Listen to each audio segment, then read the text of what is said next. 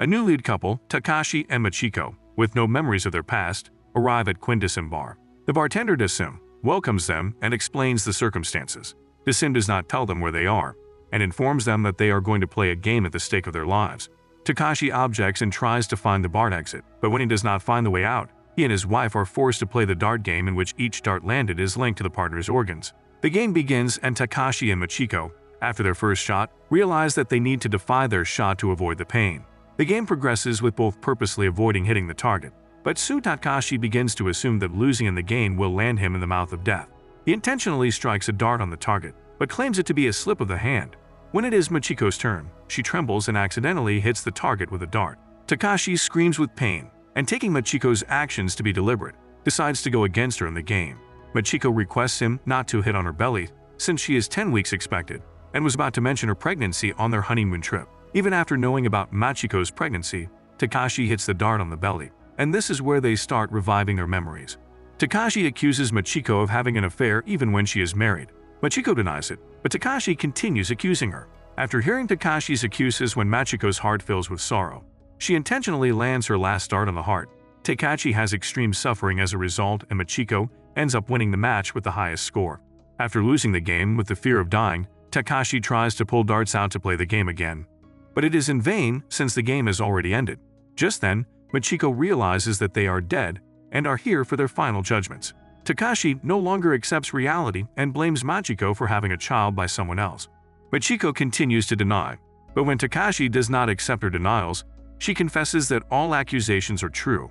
As a result of her remarks, Takashi becomes irrationally enraged and attempts to attack her, but Decim intervenes and sends them both to the elevator for their last verdicts. Takashi is sent for reincarnation, while Machiko is destined to void. A black-haired woman after dying wakes up with no name and memories. Nona, an arbiter and an afterlife agent, takes her to Quindecim Bar, where they meet Decim. Nona informs the woman that they are here to pass judgment on the deceased based on their life memories, and she is here to assist with the judgment. Nona takes her backstage, where they see Takashi and Machiko's game. The couple plays the game, and Nona and black-haired woman keep judging them. Nona then explains the process of reincarnation and void to her.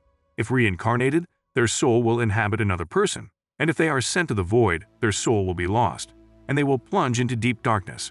In Quindecim, the deceased are judged to determine the destination of their souls, and the arbiters do this role. Machiko and Takashi's game ends with their fates decided on Decim's judgment. After viewing the whole game, black-haired woman declares that Decim has passed the wrong judgment. Machiko was not wrong. She only accepted the accusations just to save Takashi's soul from going into the void. When Decim rethinks his judgment, he apologizes and thanks her for helping in the ruling. Later, after leaving black-haired woman in Quindecim, Nona goes to a house in an abandoned area to read a children's book. Two deceased teenagers arrive at Quindecim, where Decim asks them about their past memories. The boy remembers his name Shigeru and being on the bus on his way from college, but the girl does not remember anything. Decim informs them that they have to play 10-pin bowling game with their lives at stake. Each ball will contain the other's heart, which beats according to their present feelings. As they seem frightened, Decim informs them the hearts are alive, but they will not feel pain during the game. Both initially feel nervous, but as they begin playing the game, they recall the parts of their memories. As the game goes on, they become friends, and the girl recalls her name Chisato as Shigeru and their mutual friend Mei's childhood friend. Shigeru, in his final shot, remembers being on the bus with Chisato when the bus met the accident. On Chisato's last strike, she also regains the memories and rests in shock to remember she was not Chisato but was Mei, and got plastic surgery to look like Chisato for Shigeru's attention. She also remembers being on the bus along with Shigeru, where they both died. The game ends and Shigeru wins the game, with both finally recalled their death, since Shigeru had developed feelings for Chisato during the game. And despite the fact that they are dead, he asks her to go on a date in this present moment. Chisato agrees, and on their pledge, Decim lends them some time for the date before announcing the final judgment. After they spend some time together, they are both sent for reincarnation. A teenager named Yusu Teishi and a TV celebrity named Misaki Takebana arrive at Quindecim. Initially, they try to run away, but when they find no exit, Misaki takes Yusu to the ladies' restroom. Misaki, being convinced that they are on hidden camera shows, also makes Yusu believe the same and act normal to give producers natural reactions. They then approach Decim, and he indulges them in the arcade fighting game with their self-based characters. Misaki, having the upper hand in the game, wins the first round. But at the end of the round, Misaki recalls part of her memories from college life to having a family, and an abusive partner. Before the second round begins, Misaki asks Yusuke to lose the round in order to bring more fun and reaction to the show. In the second round, Yusuke also recalls his past, having a troubled childhood. Misaki wins the second round, but she also pledges Yusuke to lose even in the last round. While they are talking in the ladies' restroom, Dasim malfunctions their playing stick, which he believes will help him make judgments. At the restroom, Misaki and Yusuke now realize that they have no memory of coming to Quindasim. They ask Dasim whether they are on hidden cameras, which he denies. Misaki, enraged, asks him about Quindasim's location, but Dasim stops to reveal anything to them and orders them to play the last round. At this point, Misaki is paranoid about being killed if she loses the game. The last round begins with both giving their best to win. But when Misaki's playing stick breaks and she gets near to losing the game, she goes wild and physically knocks Yusuke's head on the screen. Yusuke gets unconscious, but when Misaki comes out of her dark zone, she pledges Dasim to call an ambulance. Dasim instructs her to finish the last round, which is yet not finished. Misaki goes to end the last round, but till then, Yusuke also regains consciousness. Both then begin playing the last round while recalling the clearer memories of their lives. Misaki was killed by her angered assistant, while Yusuke committed suicide. The match ends in a draw, and now they have realized that they are dead. When Dasim states that they were brought here for their final judgments, Misaki goes crazy since she had a difficult life, and when she starts to live happily with her family, she gets tricked by Dasim in this game for final judgments. She shouts at Dasim, saying he is no one to make judgments about her as he does not know how she lived her life. In the end, Yusuke is sent for reincarnation while Misaki rests in the void. While Black Hair Woman is sleeping, he has a dream in which a little kid, Jimmy, spots a girl with a puppy dashing around on the ice. Jimmy falls for her at first sight and in excitement waves to her. The girl calls Jimmy for playing, and when Jimmy runs to her in excitement, he falls into a pit. The girl extends her hand and brings Jimmy out. The dream ends and Black Hair Girl wakes up from sleep. She visits Dasim and gets shocked to see the same little girl from her dream on the panel, which Dasim puts on Noma's instructions. Soon, two new guests, a man and a little boy, arrive at the Quindasim. Dasim welcomes them and asks about their past memories. Both claim not to have memories of their past, but just then, the man recalls being at the Quindasim before and goes violent. Dasim restrains him with his spider threads, and when he looks back, the little boy has made Black Hair Woman unconscious. The boy then reveals himself as another arbiter in disguise named Jinty. Jinty inquires about Dasim not passing judgment on the Black Hair Woman. Dasim explains that when the woman arrived at Quindasim, she had the memory of being dead, and that's why he was not able to trap her in the game and pass any judgments on her. He erases her memories and brings her to Quindasim as assistants until he finds a way to pass any judgment on her. Jinty attacks Dasim for his disobedience, but he is stopped by Nona, who reveals the man and the little boy were part of the test for Dasim.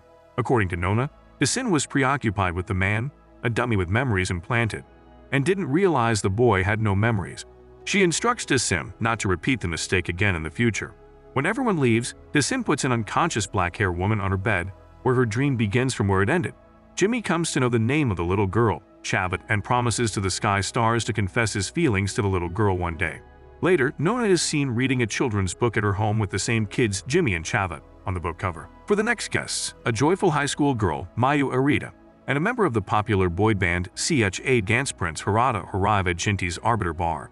The girl feels excited to see Harada since she is her huge fan, and when Jinty asks her to play a game with him, she willingly accepts. They have to play a twister game operated by a black cat. Both begin playing the game, but when they feel tired and demand a break, Jinty denies it, making the game more challenging.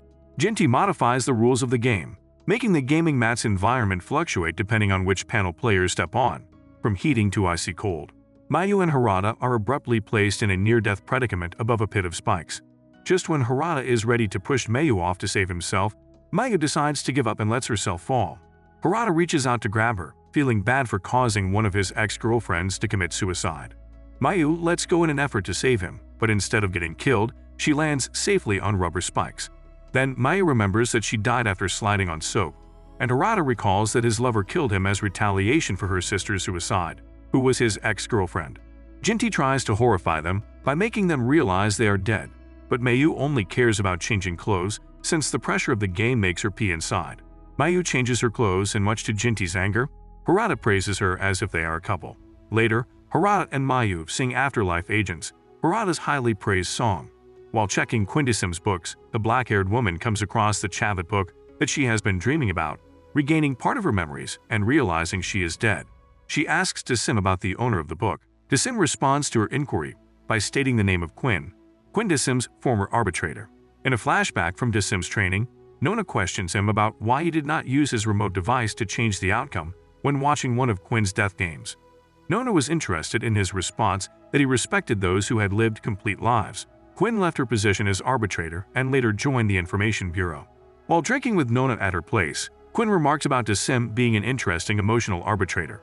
In the meantime, Desim shows black-haired woman his collection of dolls that had been outfitted to resemble departing visitors. He does this to prevent them from being forgotten and entirely discarded. Later, Nona makes arrangements to send Desim 2 special visitors. Desim receives 2 new visitors at Nona's request, Shimada, a young man, and Tatsumi, a detective, one of whom is reputedly a killer.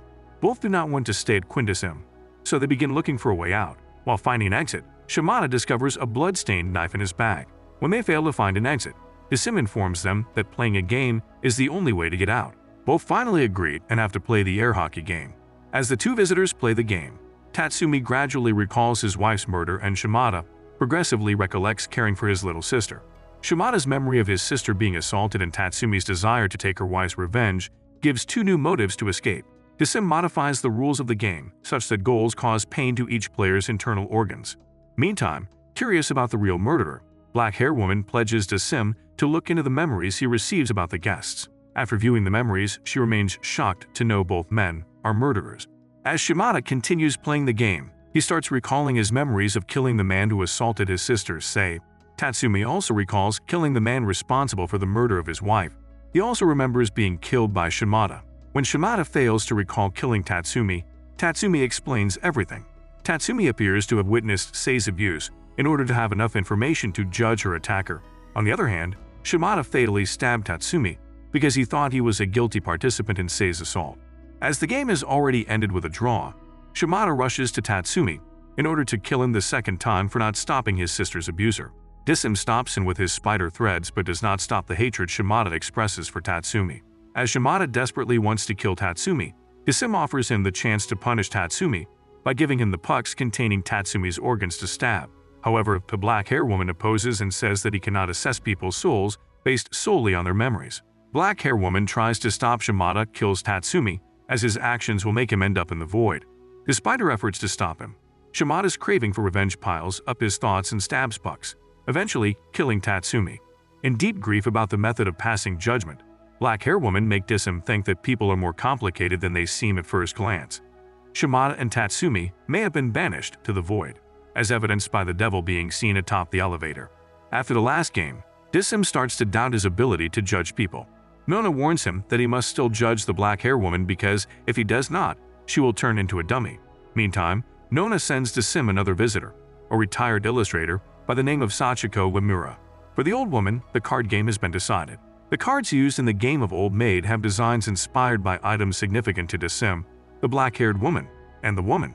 After Sachiko tells them about the emotions of the children in the Chavit narrative, the black-haired woman remembers that her name is Chiyuki. Sachiko deduces that she has passed away based on the images they had seen. As Sachiko formally departs to be reincarnated, Nona's supervisor, Oculus, after absorbing Clavis, the elevator attendant's memories, finds that Desim is exhibiting human feelings. Meantime, Nona has Quinn get Chiyuki's memories. Jinti has not yet passed judgments on Mayu and unconscious Harada. They are still in his bar. As he is unable to pass judgment on her, he shows Mayu another person and asks her to choose between that person and Harada to send for the void. Desim takes Chiyuki to her house, where she witnesses her mother crying for not being able to save her daughter's life. It makes Chiyuki regret and raises the feeling of reincarnating to talk to her mother again. Desim gives her the opportunity to take another person's life in her place. Since many people died each day, Chiyuki indulged highly in the feelings of sorrow when about to accept the offer. She recalls every human came to Desim for judgment. Chiyuki denies taking the offer, claiming that there might be someone wanting that person to stay with them. This creates an intense feeling of grief in Desim's heart, and his heart begins beating rapidly. Chiyuki's house's illusion vanishes and Desim declares the act as the part of her judgment, which she successfully passes. After waiting for so long to pass judgment on Chiyuki, Desim sends her for reincarnation with a smile. Later, Nona and other arbiters wonder about the judgment system, claiming humans must be judged properly on the basis of their emotions.